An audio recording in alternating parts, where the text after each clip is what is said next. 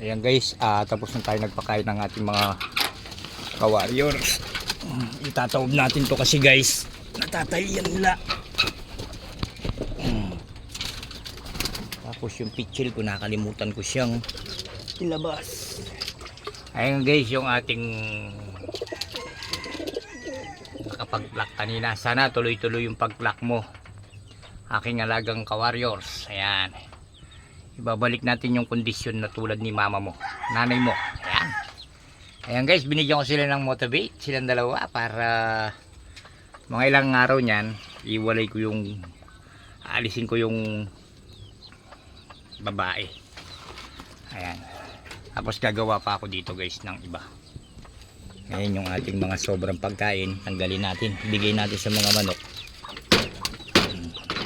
Ayan, tapos yung galing kay Aaron Lop, ayan, linagay na natin dito sa malaking lop. Hiniwalay natin dun sa mga may mga sakit. One eye cool. One eye cool ba yung tawag dun?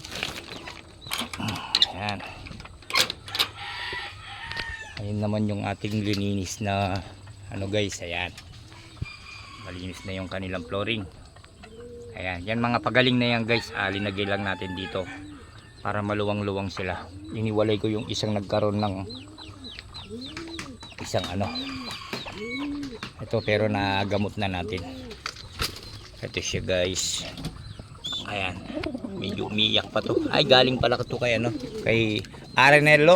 Ayan, RJ Guevara, shout out. Ayan.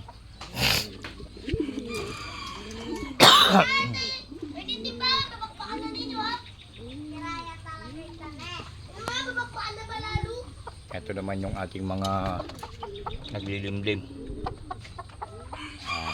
Okay guys, maraming salamat sa inyo guys. Ito yung isa na may tama pa na ano, medyo maano pa siya. Ito naman yung galing sa aking, nasa na ba yun? Yung green seal, yun. Dito siya nagtatambay guys. Ayan, galing dun sa aking pamangkin. Okay guys, maraming salamat.